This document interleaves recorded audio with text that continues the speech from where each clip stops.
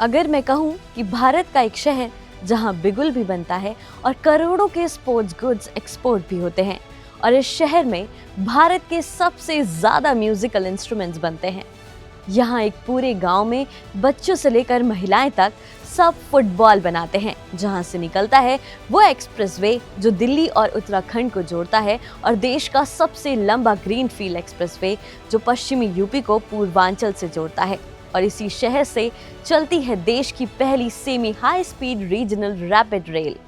ये है मेरठ, वही मेरठ जहां से 1857 की क्रांति शुरू हुई।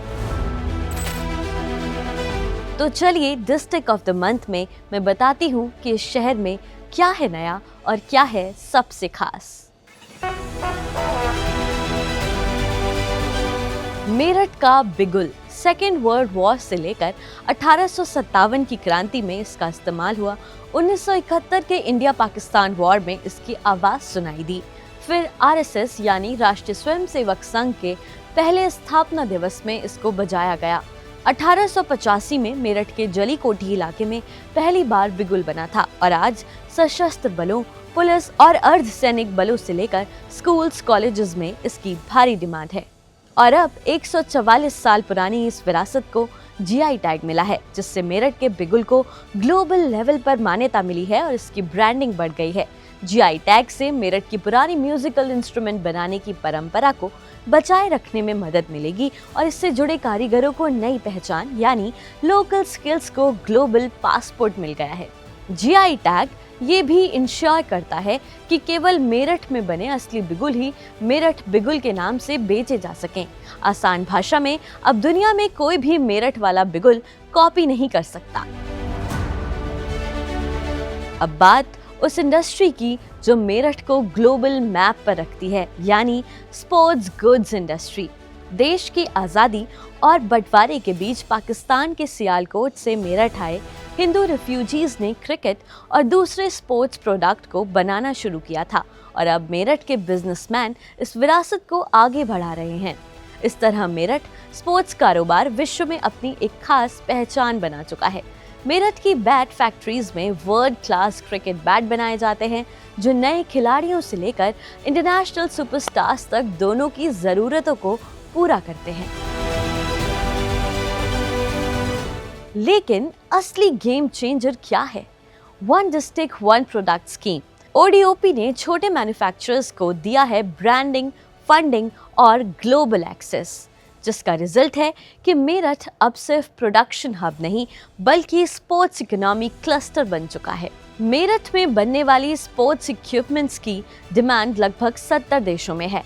मेरठ में लगभग 35,200 बड़ी और छोटी स्पोर्ट्स गुड्स मैन्युफैक्चरिंग यूनिट्स हैं, जिनमें 3,15,000 से ज़्यादा स्किल्ड और अनस्किल्ड लोगों को रोजगार मिला है। भारत के स्पोर्ट्स गुड्स एक्सपोर्ट में मेरठ अकेले 40% का योगदान देता है, और इस इंडस्ट्री का कुल कारोबार लगभग 1,500 करोड़ रुपए है।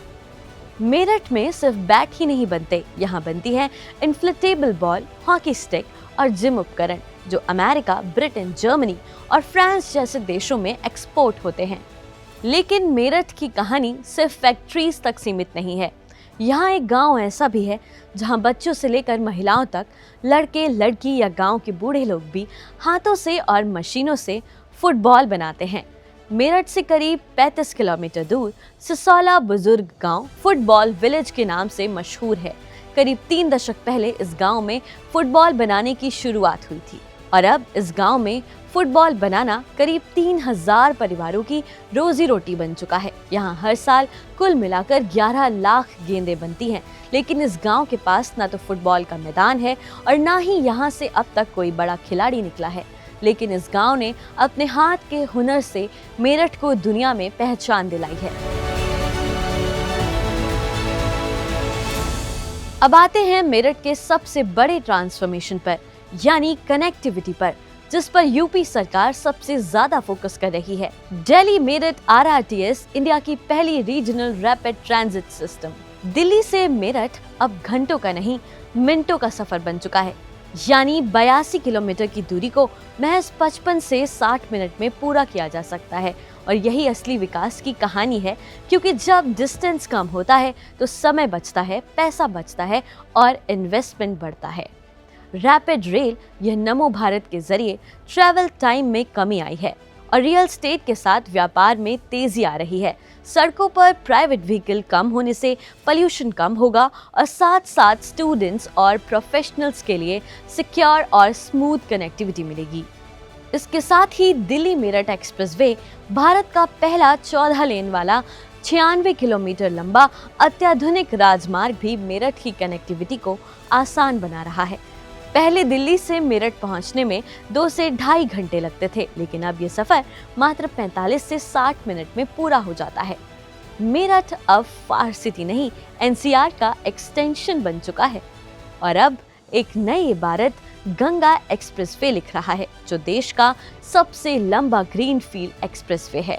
इस एक्सप्रेसवे से मेरठ से प्रयागराज मात्र 6 से 8 घंटे में पहुंचा जा सकता है। पहले ये समय करीब 10 से 12 घंटे था। विरासत को संरक्षण मिला है और फ्यूचर को एक नई दिशा देने की तैयारी सरकार कर रही है। कैसे, मैं बताती हूँ।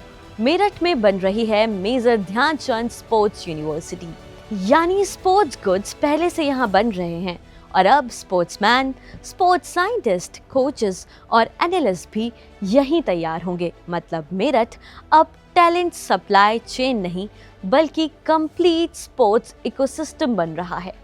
अगर आप ध्यान से देखें तो मेरठ की ये सारी स्टोरीज अलग अलग नहीं हैं। GI tag, ODOP, RRTS, Ganga expressway, sports university, ये सब मिलाकर एक ही चीज बना रहे हैं, इकोनॉमिक मल्टीप्लायर। और यही मॉडल आज उत्तर प्रदेश की ग्रोथ स्ट्रैटेजी का कोर बन रहा है। ऐसे ही और ग्रोथ स्टोरीज और अपने जिले की पहचान जानने के लिए हमारे साथ जुड़े रहिए। जल्द मिलेंगे आपके जिले की ग्रोथ स्टोरी के साथ। अगर आपको मेरठ की ये कहानियाँ पसंद आई तो हमें लाइक करिए, शेयर करिए और सब्सक्राइब करिए।